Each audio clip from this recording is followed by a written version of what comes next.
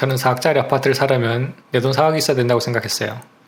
뉴스를 봐도 서울 아파트 사는데 월급 한 푼도 쓰지 않고 20년을 모아야 한다. 이런 이야기를 듣다 보니 정말 아파트 사기가 참 어렵구나 생각했어요. 어느 부동산 투자자는 아파트를 100채나 샀다고 했는데 그게 가능한 것인가? 불가능한 거 아닌가? 의구심이 들었죠. 얼마나 돈이 많으면 아파트를 100채나 살 수 있는 것일까요? 그런데 그게 아니었어요.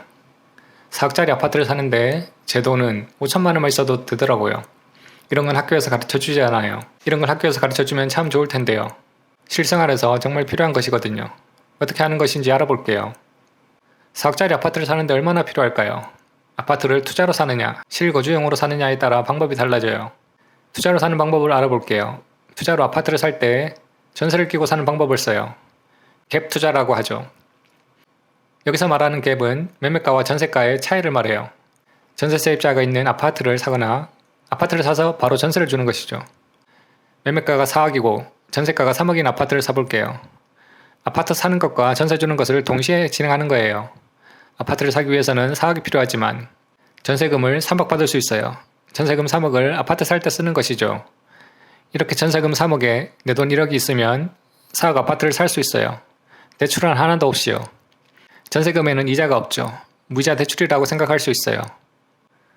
만약 내가 신용대출 5천만 원을 받는다고 하면 내 돈은 5천만 원만 있으면 되는 것이죠.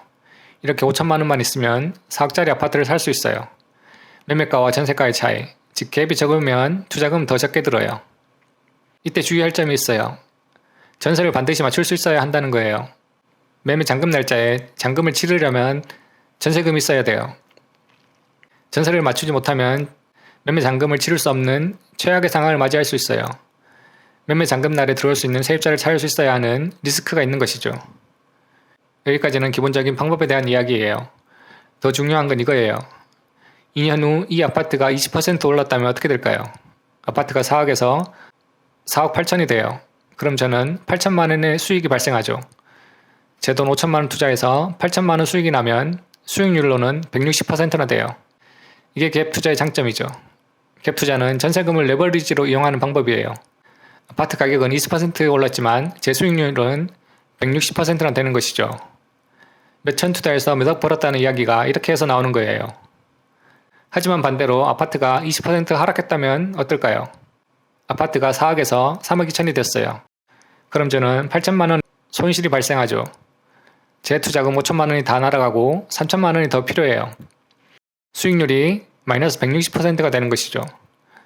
갭 투자를 여러 채 했다면 그야말로 아주 폭망할 수 있어요. 만약 5채를 투자했다면 손실만 4억이 되는 것이죠. 인생 한 번에 날아갈 수 있어요. 갭 투자는 전세금을 이용한 레버리지 투자 방법이에요. 이익이 날 때는 많이 나지만 반대로 손실이 날 때도 손실금이 매우 커요.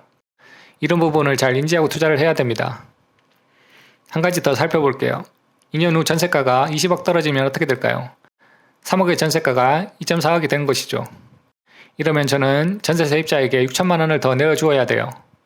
역전세가 나는 것이죠. 갑자기 6천만 원을 구하는 것이 쉽지 않을 수 있기 때문에 항상 대비를 해야 돼요. 갭 투자는 전세가와 매매가 모두를 잘 예측할 수 있어야 돼요. 반대로 2년 후 전세가가 20% 오르면 어떻게 될까요? 3억 전세가가 3억 6천이 된 것이죠. 그러면 전세금 6천만 원을 올려서 받게 되죠. 6천만 원이 제 수중으로 들어오는 것이죠. 물론 돌려줘야 하는 돈이지만 저는 6천만 원을 다른 곳에 투자할 수도 있어요. 6천만 원으로 갭 투자를 해서 아파트 한 채를 더 살 수도 있는 것이죠. 이렇게 해서 아파트를 계속 늘려나갈 수 있어요. 갭 투자는 레버리지 투자라는 것을 알아야 돼요. 아파트 가격이 오르면 내 수익률은 몇 배가 돼요.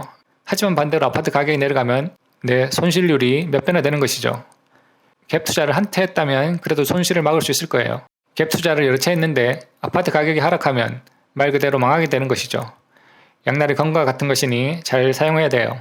남들 다 한다고 따라하다가 망하기 쉬워요. 레버리지 투자는 항상 신중히 투자해야 돼요.